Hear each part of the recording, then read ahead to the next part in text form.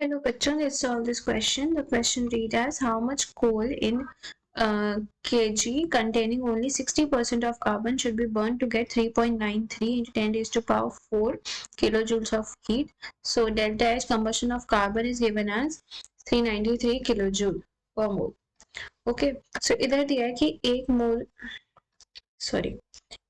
Mole of carbon को अगर आप हीट जलाओ, कंबशन है क्योंकि डेल्टा एच सी कंबशन होता है, plus O2 gives you CO2 gas. ठीक है, सो इसका जो हीट है दैट इज 393 किलो जूल पर मोल।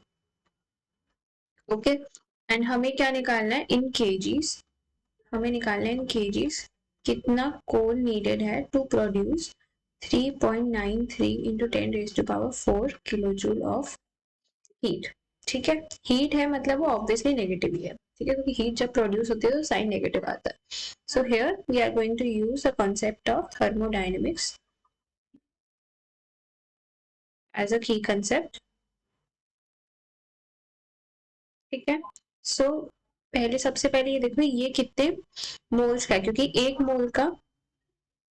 मोल में 393 है तो ये वैल्यू तो ऑलमोस्ट सेम ही है। ठीक है, so 3.93 into 10 raise to power 4 by 393, so कितने मोल्स का आ गया 100 मोल्स का।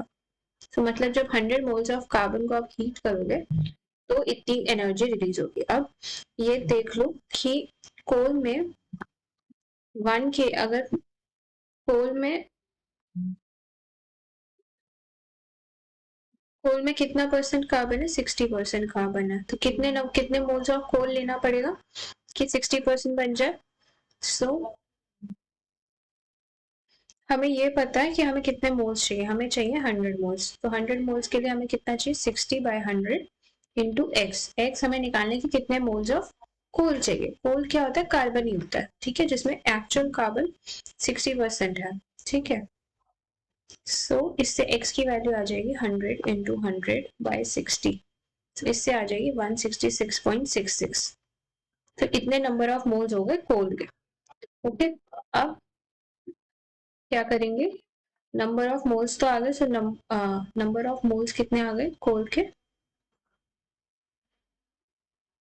166.66। ठीक है, so amount of coal formed is amount of coal needed is 166.66 into 12, सो ये आता है 1999.96।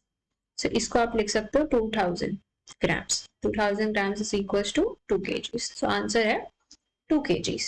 Okay, thank you, hope you understood the solution well, best of luck।